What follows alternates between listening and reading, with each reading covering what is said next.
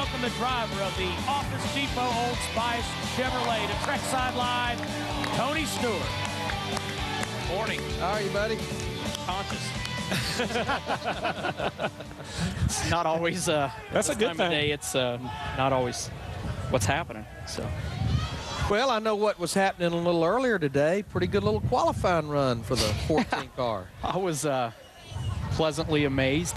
So now, providing that I don't do what I did last year and go crash the thing in race practice, I'll actually see them drop the green flag. So The weatherman may take care of that for you tomorrow. the weatherman may be my best friend tomorrow now. So I didn't make it. I didn't either race. I crashed both races. I crashed in practice and was supposed to start on the pole in both of them. Which is something that Tony Stewart has not done very much in his career. Had to go to a backup car.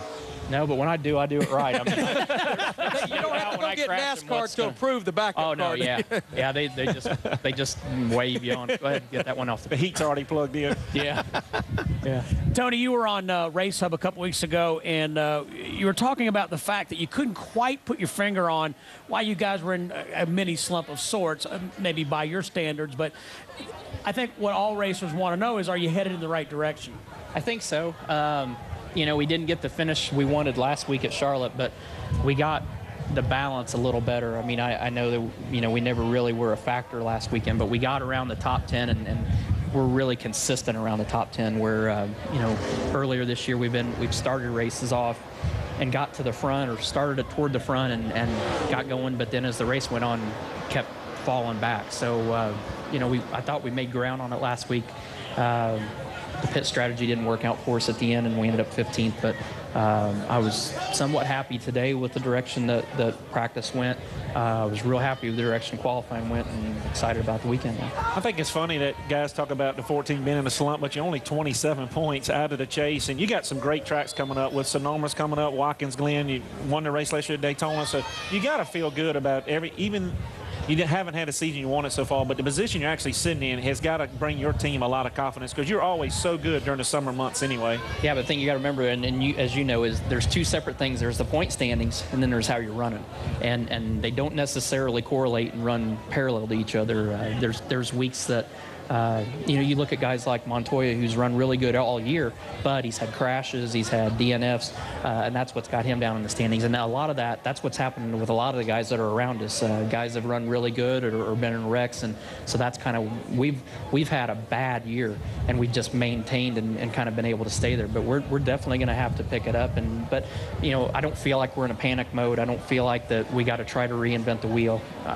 We went to Milwaukee on Tuesday and had a good test, and I think we found some things that I like a little better, and you know, Darian was happy with. So it's just about not getting too far out of the box, and you just kind of almost have to, when you get in a situation like this, you know, as a crew chief, you just got to kind of stop and take a step back and go, okay, what's really going on here? How did we get off track? Because we were pretty good last year for the majority of the season. We just somehow we got off in a direction that's got us off the square, and we got to find that again. Okay, I'm glad you kind of said it that way, because I was curious about owner-driver. I mean, last year you said after that All-Star win, a lot of these guys had never been to victory lane, and you had a phenomenal season your first year. But now this year, like I say, you've run into some ups and downs.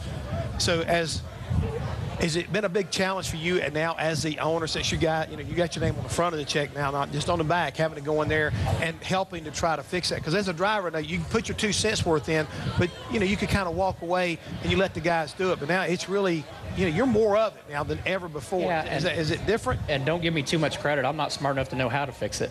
But the good thing is that I hope I hired the right people that can, and people that, when we get in this situation, can work through it and sort it out. And that's where, Bobby Hutchins and Darian Grubb and Tony Gibson and even Ryan as a teammate, that's where those guys come in, and us just sitting down and trying to figure it out. Because Ryan's been running pretty well this year. Right. And it's kind of the opposite of last year. I mean, he was kind of struggling, and we got him going this year, and now we're struggling a little bit. So we're kind of leaning on him and Tony a little bit. But, it just goes back to that not panicking deal. You just got to trust the guys that you have working there. And yeah, trust me, I sit there and go, what can I do to make it better? And the frustrating part is I'm not an engineer. I'm not a crew chief.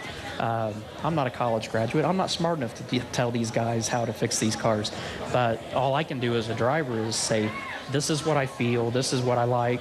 When you go from this change to this change, this is what it did that I liked, this is what it did that I didn't like, and this is how it made the car react. So all I can do is just work on giving the absolute best information I can as a driver to the crew chief and to the guys, and let those guys do what they do best. Well, you got to feel pretty good because you mentioned Ryan Newman. I know last year, even though you got him in the chase, you wanted to get him in victory lane, but this year you got him to victory lane, so that's also got to be pretty sweet. Yeah, that was, man, what an awesome night at Phoenix to get Ryan in victory lane finally, and to have tornadoes on the car.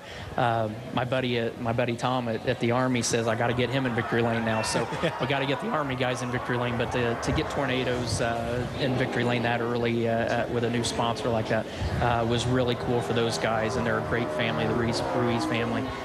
They're just great people, so it was great to get those guys. And I got to get the Army guys in victory lane. We've got Old Spice, Office Depot, Burger King. We got all those guys in victory lane. The only one we're missing right now is the U.S. Army. So you at least got him a pole last week during Memorial Day weekend. And I'm telling you, well, I hired the right guy to get poles for sure. I mean, he's made a separate career just in getting poles. But I was a little surprised when I out-qualified him today, and kind of going like, hey, I beat you. So that may be all I get on him on qualifying. Did he kind of give you the feeling that my draw probably didn't help me a whole lot? he did remind me of that, like, the track's sat and I'm going first out after ARCA qualifying. So, but I don't get that opportunity to normally pick at him too much about beating him in qualifying. Regardless that's of the his specialty. Yeah.